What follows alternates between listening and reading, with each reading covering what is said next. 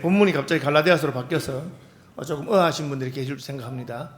이번 화요일부터 저희 교단 72회 총회, 그러니까 만 70주년 총회입니다. 원래는 71회가 70주년이 돼야 되는데 중도에 1년에 2번 총회한 해가 있습니다. 그래서 72회지만 만 70주년이 되는 총회입니다. 72회 총회에 제가 저희 교단의 총회장으로 또 취임을 하게 됩니다. 물론 이제 투표는 있는데 부총회장이 신임 투표이기 때문에 아마 될 줄로 저는 생각합니다. 그래서 그때 이제 표가 1년 동안의 표가 사랑으로서 역사하는 믿음이기 때문에 그때 설교를 할 것을 제가 미리 한번 합니다. 우리 교인들이 다 가서 보면 좋겠지만 다 참석하지 못하시니까 여기서 한번 설교하고 총회 때 설교를 다시 했습니다. 이 갈라디아서는 바울이 쓴 거죠. 오늘 본문의 이제 요절은 6절입니다. 그리스도 예수 안에서는 할례나 무할례나 효력이 없으되 사랑으로서 역사하는 믿음뿐이니라, 그렇게 되어 있습니다. 조금 전에 유아세를 이야기하면서 제가 할례에 대한 언급을 조금 했는데, 할례는 아브라함의 후손들에게 하나님이 아브라함과 맺은 언약을 계승하는 것을 말합니다. 아브라함은 하나님의 마음에 참 드는 믿음의 사람이었습니다. 하나님께서는 아브라함과 약속하시면서 내가 너에게 복을 주겠다, 너만 아니라 너희 후손들에게도 복을 주겠다. 조건이 있는데 너도 나를 신뢰하고 나의 말씀을 따라, 나의 가르침을 따라, 내가 너에게 주는 율법을 따라 그렇게 살겠습니다. 아브라함 그렇게 약속하고 자신도 그리고 이삭도 이스마엘 자신들의 자녀들도 함께 할례를 받았습니다. 할례는 남성의 생식기 끝을 조금 잘라내는 것입니다. 오늘날로 말하면 포경수술하고 비슷한 것입니다. 동양에서는 사람들이 어떤 특별한 약속을 하거나 맹세를 할 때 손가락을 자릅니다. 손가락을 잘라서 피를 내면서 우리가 얼마나 엄중하게 우리 몸의 일부를 자르니까요. 신체의 모든 것은 부모에게 물려받은 것이기 때문에 함부로 훼손하지 못한다는 전통이 있음에도 불구하고 몸의 일부를 자르는 것이죠. 할례는 그 몸의 일부 가운데 특별히 남자의 생식기 일부를 자름으로 말미암아 이것은 내 목숨과 관계된 것이고 나의 후손들과도 관계된 것이다 하는 그런 뜻을 가진 것입니다. 근동 지방의 풍습에 따른자면 맹세를 할 때는 짐승을 쪼갭니다. 새를 반 쪼개고 짐승을 반 쪼개서 그걸 벌려놓고 그 사이로 맹세한 사람이 지나갑니다. 그 뜻은 맹세를 어기는 자는 이 짐승같이 쪼개져서 죽게 될 것이다. 다시 말하면 목숨을 걸고 하는 약속이다. 그런 의미가 포함되어 있는 것입니다. 하나님은 아브라함을 너무 사랑하셔서 또 아브라함이 마음에 들어서 아브라함과 약속을 하셨습니다. 맹세하신 것이죠. 하나님 그렇게 할 필요가 없습니다. 하나님 자기 마음대로 하시면 되지 누구하고 약속을 해서 내가 꼭 그렇게 하겠다든지 그렇게 할 필요가 없습니다. 그래서 하나님께서 특별히 아브라함을 마음에 들어 하시고 아브라함을 귀중하게 생각하셨기 때문에 아브라함과 약속을 맺은 것입니다. 그러므로 할례 언약은 귀한 것이고 나쁜 것이 결코 아닙니다. 그것은 아주 영광스러운 것입니다. 이 할례 언약에 동참하는 자는 하나님이 아브라함에 약속하신 그 축복을 같이 받게 됩니다. 어떤 복을 하셨습니까? 복의 근원이 될 것이다. 너를 축복하는 자에게 내가 복을 내리고 너를 저주하는 자에게 내가 저주할 것이다. 이 아브라함의 복이 오늘날까지 계승되고 있습니다. 아브라함 후손들에게 그 복이 있는 것이죠. 좋은 것입니다. 그러나 복만 있는 것이 아니고 조건도 있습니다. 내가 너에게 복을 내릴 테니까 너도 내 말을 듣고 내 계명을 지키고 너도 날 하나님으로 섬기고 그렇게 해라, 그렇게 말합니다. 하나님의 언약에는 조건이 달려있는 것입니다. 그래서 할례를 받은 사람들은 하나님의 말씀, 모세의 율법을 지키려고 노력을 열심히 합니다. 그러니까 할례 받은 사람들은 굉장히 긍지와 프라이드가 있습니다. 우리는 아브라함의 후손이고 아브라함의 약속을 유업으로 받았고 아브라함의 복을 받을 것이고 우리도 아브라함이 한 그 맹세를 따라서 하나님의 말씀을 지키겠다, 그렇게 한 것입니다. 특별히 열심히 있는 사람 중에 한 명이 바울 같은 사람입니다. 바울은 말하기를 나는 우리 동갑들 중에서, 영갑자라고 되어 있는데 우리 동갑들 중에서 내가 제일 열심히 믿는다. 그래서 아브라함의 언약을 잘 지키기 위해서 나사렛파 예수를 믿는 사람들에 대해서 잡아 죽이려고 할 정도로 자기 동기동창이었던 스데반이 돌에 맞아 죽을 때 그 옷을 지킬 정도로 그렇게 바울은 율법에 열심인 사람이었습니다. 그는 생각하기를 자기 율법을 잘 지킨다고 생각했습니다. 그런데 예수님을 만나게 됐습니다. 부활하신 예수님을 만나고 보니까 바울은 충격을 받았습니다. 자기가 율법을 잘 지키는 사람이 아니라는 것을 깨닫게 된 것이죠. 내가 우리 동기들하고 비교하면 가장 열심히 율법을 지키지만 하나님의 기준이 그것보다 훨씬 높다는 것을 깨닫게 된 것입니다. 바울이 깨달은 바는 무엇입니까? 율법을 지키고자 하는 자는 모든 율법을 다 항상 온전하게 지켜야 된다는 걸 깨닫게 된 것입니다. 지키다가 말다가 하면 안 된다는 것이에요. 그렇죠? 의사들이 약을 줄 때 하는 말이 뭡니까? 규칙적으로 꾸준히 드세요. 그러면 될 겁니다. 먹었다가 말았다 하면 내성이 생겨서 문제가 되는 거죠. 바울은 자기 율법을 잘 지킨다고 생각했는데 자기가 100% 온전하지 않다는 걸 깨닫게 됐어요. 여러분, 감옥에 가면 죄인들이 많이 있습니다. 죄를 지어서 감옥에 갔는데 그분들이 대한민국의 모든 법을 어긴 것은 아닙니다. 그분들은 대한민국의 특정한 어떤 법 한 가지를 어겼습니다. 혹은 두 가지를 어겼는지 모르죠. 한 가지나 두 가지만 어겨도 그 잘못 때문에 감옥에 들어가게 됩니다. 다른 것은 다 지켜도 소용이 없죠. 바울은 간음하지 않았고, 살인하지 않았고, 도둑질하지 않았고, 거짓말하지 않았습니다. 그러나 바울은 예수님 만난 다음에 자기 속에 탐심이 있다는 걸 깨닫게 됐습니다. 탐내지 말라고 했는 자기는 탐이 나는 것을 어떻게 하겠습니까? 그 순간 바울은 내가 아무리 율법을 열심히 지켜도 율법을 온전하게 지킬 수 없는 자구나. 그것이 죄성을 가진 인간의 본질인 것을 깨닫게 되었습니다. 그래서 바울은 나는 죄인 중에 괴수였구나. 나는 교만한 사람이었고, 나는 다른 사람을 정죄하는 사람이었고, 나는 스스로 잘난 줄 알았는데 하나님 기준에 보면 온전하지 않은 자이구나 하는 것을 깨닫게 되었습니다. 역설적으로 바울은 자기가 율법을 열심히 지키려고 노력해 봤기 때문에 자기가 그런 존재인 것을 깨달았다고 말하고 있습니다. 한 걸음 더 나가서 바울은 그것이 바로 율법의 기능이다. 율법이 딴 게 아니고 열심히 해봐라. 해보면 안 된다는 것을 깨닫게 될 것이다. 열심히 말씀을 따라 살아보니까 인간이 죄인인 것을 깨닫게 되었다. 그렇게 말합니다. 왜 교회 다니는 사람들은 자기가 다 죄인이라고 합니까? 율법이 어떤 것인지 알기 때문에, 하나님의 기준이 어떤 것인지 알기 때문에, 하나님이 우리에게 어떻게 살라고 하는 그 기준을 알고 나니까 나는 그 기준보다 훨씬 못한 존재라는 것을 깨닫게 된다는 것이죠. 그것이 바울이 발견한 할례의 유익이요 율법의 유익이었습니다. 초대교회에는 할례받은 유대인들이 먼저 예수를 믿었습니다. 왜? 예수님이 유대인이고 12사도가 유대인이고 복음이 이스라엘에서부터 시작됐기 때문에 그렇습니다. 성령 받은 곳도 예루살렘이고 마가의 다락방이었습니다. 초대교회에 예수 믿는 사람들은 다 유대인이었기 때문에 예수 믿는 사람은 다 할례받은 사람이고 예수 믿는 사람은 다 유대인이라고 생각했습니다. 어쩌다가 이방인이 예수를 믿으려 하면 어떻게 합니까? 그 이방인에게 먼저 할례를 받고 유대인이 된 다음에 예수를 믿으면 된다고 그렇게 가르쳤습니다. 이방인이 바로 예수 믿을 수는 없다고 생각했습니다. 왜?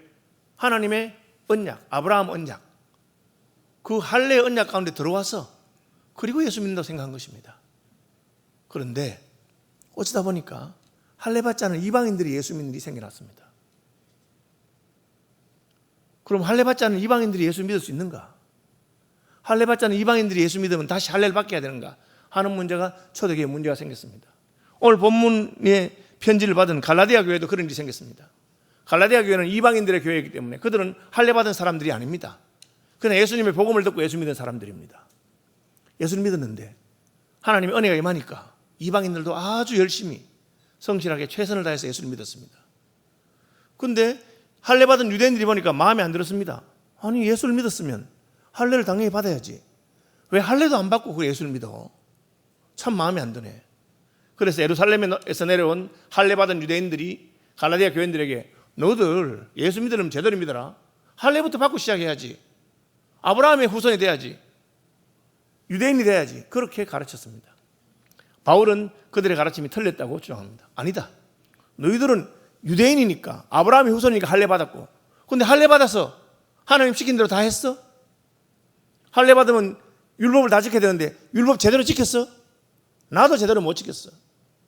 너희도 지키지 못하는 그 율법의 책임을 왜 이방인 형제들에게 지우려 하느냐, 이런 논쟁이 붙게 됐습니다.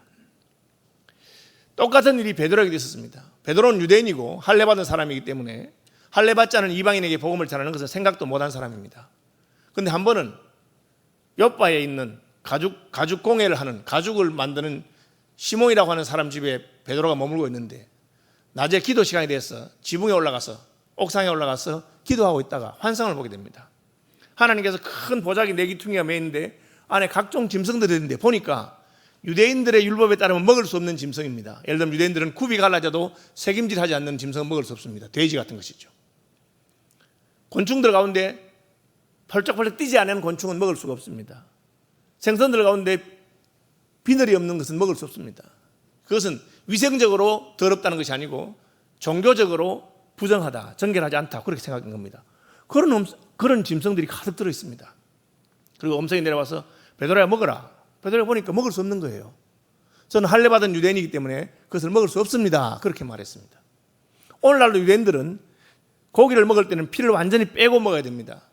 그 유대인들의 정결 규례에 따라서 만든 음식을 코셔라고 합니다. 코셔라고 하는 표시가 붙어 있는 음식은 유대인들이 먹을 수 있는 음식입니다. 이슬람 교도들도 할랄이라고 해서 할랄 푸드라고 해서 자기들이 종교적으로 먹을 수 있는 음식을 구별하고 있습니다. 베드로가 못 먹겠다 하니까 하늘에서 음성이 들리되 하나님이 거룩하다 하신 것을 네가 부정하다고 하지 말아라.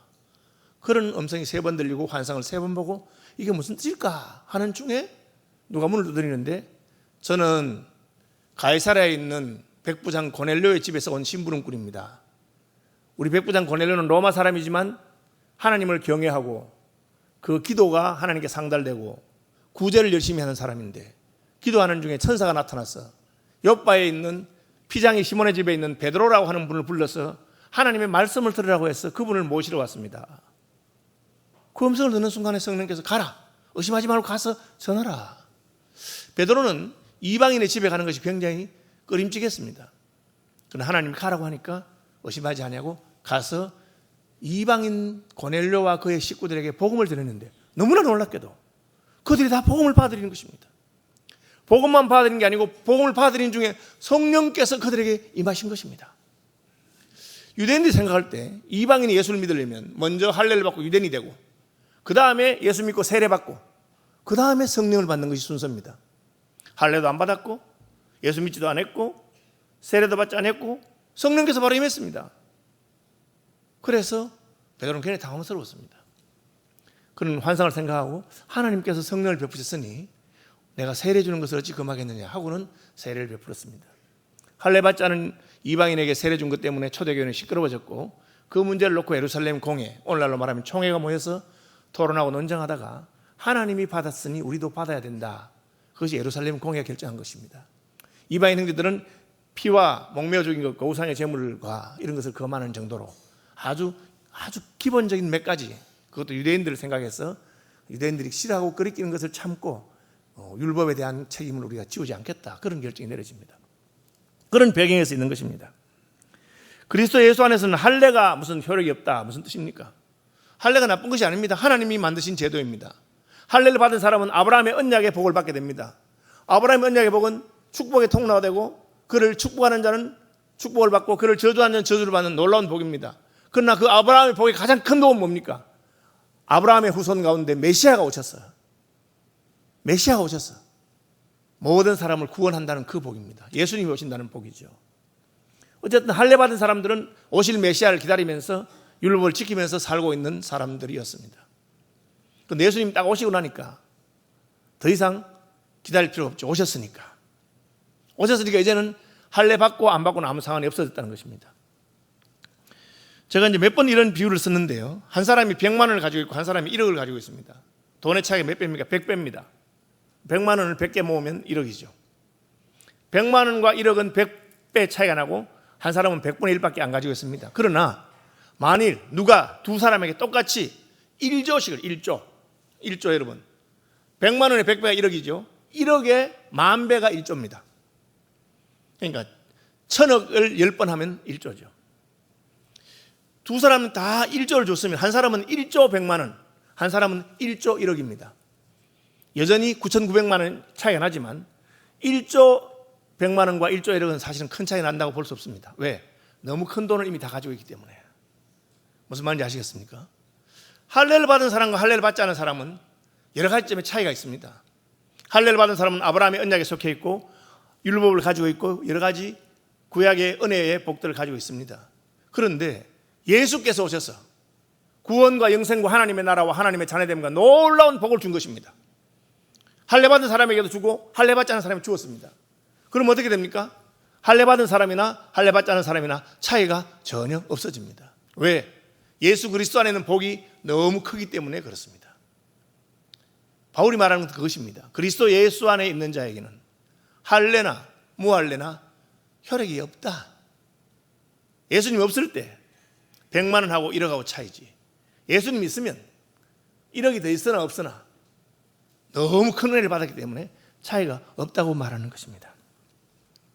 여러분, 우리는 그리스도 예수 안에 있는 분들이 되시기를 바랍니다. 그리스도 예수 안에 있으면 내가 할례를 받았느냐 받지 않았느냐는 중요한 것이 아닙니다. 다시 말하면 내가 율법의 한 토막을 더 잘 지키느냐, 율법의 한 토막을 더 못 지키느냐 하는 것은 중요하지 않습니다. 한국교회 그리스도인들은 음주와 주초, 담배 피우는 것을 금하는 것으로 소문이 나 있습니다. 서양 그리스도인들 가운데는 혹 담배를 피우는 사람들이 있습니다. 지금은 거의 없어졌어요. 왜? 담배가 마약 같다고 생각해서 지금부터 한 50년 전, 60년 전에는 그냥 담배는 기호식품이라서 예수 믿는 사람들이 피우는 사람이 혹 있었습니다. 지금은 그것이 건강에 괴롭고 하기 때문에 거의 대부분의 사람들이 피우지 않습니다. 그러나 정죄하지는 않습니다. 혹시 이렇게 식사할 때 술을 한 잔씩 하시는 분들이 많이 있습니다. 서양 그리스도는 그렇게 합니다. 한국에는 술버릇이 너무 안 좋고 하기 때문에 한국의 그리스도인들은 예수를 제대로 믿는 사람은 술을 끊고 담배를 끊고 그렇게 가르쳤습니다. 그렇죠. 그런데 예수 그리스도를 믿고 은혜를 받은 사람에게는 그런 것은 별로 중요하지 않습니다. 그것이 필요 없다는 이야기 아닙니다. 나는 담배를 피우지 않고, 저는 담배를 피우지 않습니다. 저 안 피웁니다, 여러분. 피워본 적은 있습니다. 초등학교 때 우리 동네 형들이 이거 한번 해보라 해서 제가 그냥 한번 그걸 뭐랍니까? 볶음 담배라고 한번 빨아본 적이 있는데 죽을 뻔했습니다. 그게 제가 한번 기억나고 그 뒤에 제가 철이 들어서는 한 적은 없습니다. 어쨌든 그죠? 제가 담배를 피우지 않기 때문에 담배 피우는 사람이 아직 담배를 피우는구나. 그래서 뭘 하겠나? 라고 말할 필요가 없다는 것입니다. 반대도 마찬가지입니다. 나는 예수 믿어서 자유하기 때문에, 나는 율법에 자유한 사람이기 때문에 무슨 술 문제하고 담배 문제 그렇게 말해 하고 막 자기는 자유한다고. 그렇게 실제로 군목들 가운데 감리교 군목이나 다른 어떤 교단 군목들은 목사님이 담배를 피우는 분들이 있어요. 자, 그럼 그게 잘한 것입니까? 못한 것입니까? 바울은 뭐라고 말하고 있습니까? 사랑 안에서 산 것이냐, 그리스도 예수 안에서 할례나 무할례가 혈육이 없으되 사랑으로서 역사하는 믿음밖에 없다고 그렇게 말한 것입니다. 제 친구 목사님 사모님은 보신탕을 너무 잘해요. 집에서 끓여주는 너무너무 맛있게 잘해요. 제가 얻어먹으면서 생각하기를, 우리 그 사모님 친정이죠. 친정에서 원래 보신탕 잘하는가 보다. 친정 어머님 요리 잘하는가 보다. 그런 생각이 들어서 한번 물어봤어요. 사모님, 친정 어머님이 보신탕을 잘하시는 분이십니까? 이렇게 물으니까 웃으면서 저희 친정집에는 보신탕 같은 거 안 먹는다고.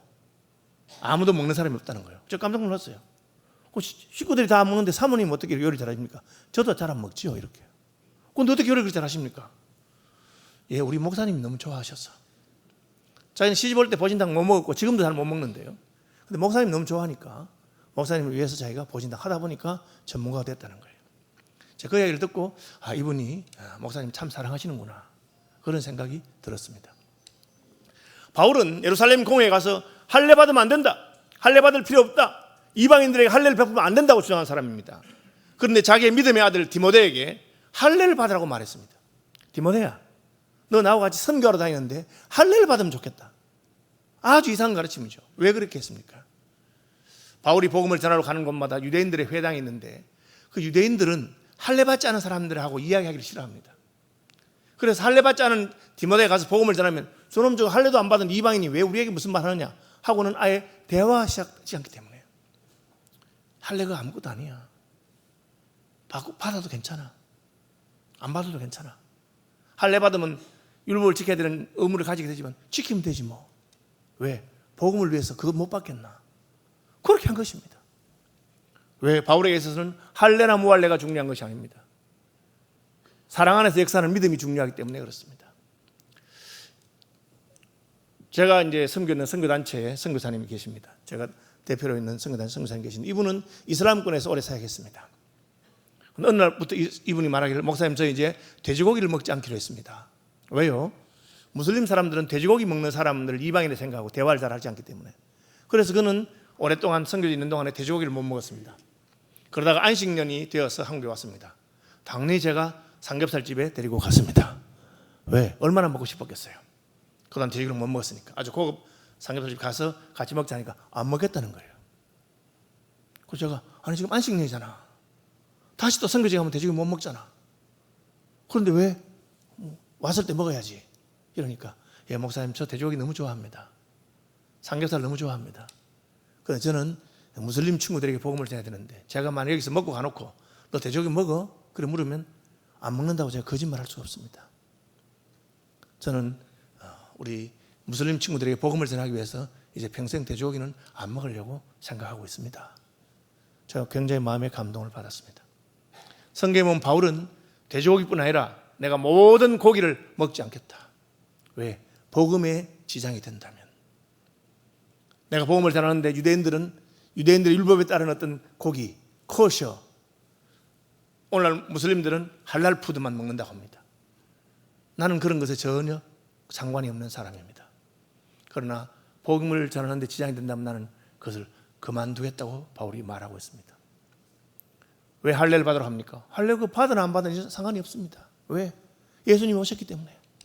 내가 할례 안 받아도 주님 나를 사랑하시고 나를 구원하실 것입니다. 우리 식으로 말하자면 내가 아직까지 담배를 못 끊어서 한 대씩 한다고 해서 내가 지옥 가는 것도 아닙니다. 여전히 하나님은 나를 사랑하실 것입니다. 내가 술 한 잔씩 한다고 해서 그것 때문에 내가 지옥 가는 것 아닙니다. 여전히 하나님 나를 사랑하시고 예수님 나를 죽으셨기 때문에 나는 구원받는 일에 아무런 지장이 없을 것입니다. 그러나 하나님의 나라와 복음을 위해서 내가 스스로 하는 것입니다. 사랑하기 때문에 나는 먹지 않는 보신탕을 요리하는 사모님처럼, 사랑하기 때문에 내가 너무 좋아하는 돼지고기를 먹지 않는 선교사님처럼 그렇게 하는 것이죠. 그래서 할례나 무할례가 소용이 없으되 사랑으로서 역사하는 믿음뿐이니라. 우리 가운데 할례 받은 사람처럼 자신이 열심히 계명을 지키기 때문에 할례 받지 않은 사람이 못마땅한 사람이 혹 있을 수 있습니다. 교회에서 예수 잘 믿고 열심히 믿는 사람이 다른 사람 보면 기분이 나쁜 거예요. 아니 쟤는 왜 저렇게 하느냐. 내가 열심히 하기 때문에 열심히 하는 사람 보면은 비판하는 마음이 생기는 것입니다. 여러분 그것이 사랑에서 나온 것이면 괜찮습니다. 그러나 그렇지 않다면 그것은 하나님 앞에 옳은 것이 아닙니다. 사랑으로서 역사하는 믿음이라야만 올바른 믿음입니다. 우리 가운데 열심을 내고 충성하고 열심 내는 그 사람이 문제가 되는 경우가 교회에 종종 있습니다. 왜? 나는 열심히 내는데 다른 사람 열심히 하지 않기 때문에. 나는 헌신하는데 아니 나는 집 산다도 이렇게 열심히 헌금하는데 저 사람은 왜 하지 않는가? 그런 마음이 들 때 상대에 대한 미운 마음이 생기는 것이죠. 저는 대학 시절에 대학교 학보사 신문 기자를 했습니다. 또 물리과대학의 교지 편집장도 했습니다. 아시는 대로 70년대에 신문사 기자나 혹은 교지 편집장들은 약간 사회 정의와 사회 참여와 그런 데 관심이 많아가지고 정부에 대해서 비판적이고 그런 경향이 있었습니다. 제 선배 기자들도 그런 식으로 늘 말하고 했습니다. 처음에 제가 그 말 들으니까 굉장히 사회 정의를 부르짖고 괜찮은 말을 하는 것 같았어요. 좀 시간이 지나놓고 그냥 문제가 있는 걸 발견하게 됐습니다. 문제가 뭡니까? 그분들의 정의를 부르짖는 것이나 그런 모든 것이 사랑에 근거하지 않은 것입니다. 무엇에 근거합니까? 미움과 분노에 근거한 것입니다. 위에 있는 놈들 나쁜 놈들이 끌어내려야 됩니다. 가진 사람은 나쁜 놈들입니다. 그런 걸 빼앗아 와야 됩니다. 상대방에 대한 미움과 분노에 호소하는 것입니다. 그것은 예수님께서 하신 것이 아닙니다. 예수님은 자기를 십자가에 못 박아 죽이는 이들을 어떻게 말했습니까? 전 나쁜 놈들이 있나? 너는 지옥 갈 줄 알아라. 그렇게 하지 않았습니다. 아버지, 저들의 죄를 용서하여 주옵소서. 자신들이 하는 짓을 알지 못하고 있습니다. 주님은 그들을 사랑하셨습니다. 불쌍히 여기는 것이죠. 여러분 열심히 믿고 열심히 율법을 지키고 열심히 절제하고 살아간다면 그건 좋은 것입니다. 그러나 그 동기가 사랑이라 해야 됩니다. 내가 열심히 하는데 다른 사람 때문에 기분이 나쁘다면 우린 잘못된 것입니다. 여러분 우리가 율법을 지키고 하나님 말씀대로 살고 수고하고 애쓰는 것은 그것이 옳기는 옳은데 너무 힘들고 하기 싫은데 주님이 시키니까 마지 못해서 하는 것을 우리는 율법을 따라 하는 것이라고 합니다. 사랑을 따라 하는 것은 무엇입니까? 그것이 옳을 뿐 아니라 내게도 훨씬 더 좋은 것입니다. 나는 열심히 하는데 다른 사람은 열심히 하지 않습니다. 기분이 나쁜 것이 아니고 불쌍한 마음이 드는 것입니다. 바보같이 하나님이 힘 주셨을 때, 기회 주셨을 때 열심히 하는 것이 더 복된 건 줄 모르는구나. 교회를 위해서 헌금을 많이 하고 헌신하고 충성합니다. 왜 합니까? 그것이 더 좋기 때문에. 그러면 하지 않는 사람에 대해서 미워하는 마음이 있는 것이 아니라 연민의 마음이 생깁니다. 아이고 바보야, 하나님이 그렇게 복을 주셨는데 주님 위해서 바치면 주님이 더 좋아하실 건데, 그런 마음이 드는 것입니다.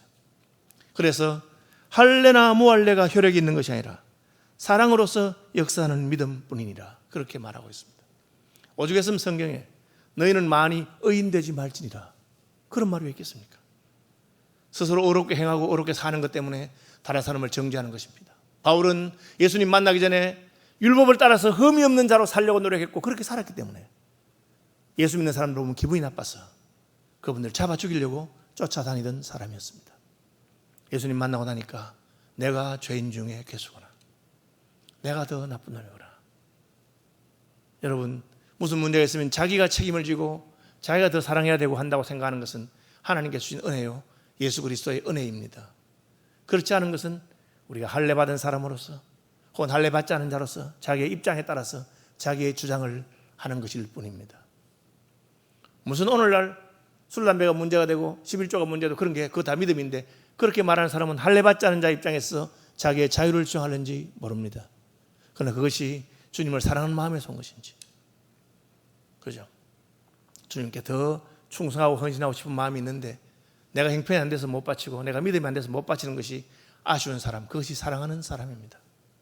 우리 어머님들이 자식들에게 자기의 모든 것을 주고도 더 주고 싶어 하지, 자식들에게 내가 너한테 어떻게 했는데 너 나한테 그렇게 할 수 있냐 하고 너만 볼 때마다 내가 본전 생각이 나는구나, 그렇게 말하는 어머니는 없습니다.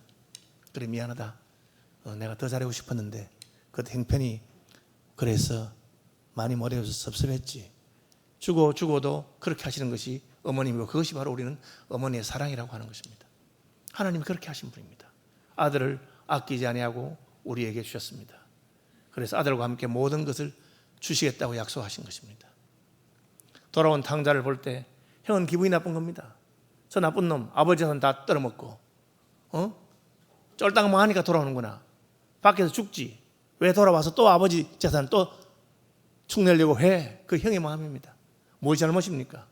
형은 잘못한 것도 없지만 동생을 사랑하지 않습니다. 아버지는 어떻게 말합니까? 얘야, 너는 나와 함께 있으니 내 것이 다 내 것 아니냐. 그러나 이 동생은 죽었다가 살았다, 잃었다가 다시 찾았는데 왜 그러느냐. 아버지의 마음을 가지고 사랑하는 마음을 가진 저와 여러분이 되었으면 좋겠습니다. 교회에는 별의별 사람이 있고 낭패와 실망당하고 우리가 볼 때 문제 많은 사람들이 얼마든지 있을 수 있습니다. 그분들이 어떻게 변합니까? 저와 여러분이 주님의 사랑을 받아서 변한 것처럼 사랑해 줄 때 하나님께서 그분의 영혼에 변화를 일으키시고 달라지는 것입니다. 할례나 무할례가 중요한 것이 아닙니다. 배운 자나 못 배운 자가 중요한 것 아닙니다. 가진 자나 못 가진 자가 중요한 것도 아닙니다. 사랑으로서 역사하는 믿음이 저와 여러분을 변화시키고 주의 교회를 변화시키기를 주님의 이름으로 축복합니다.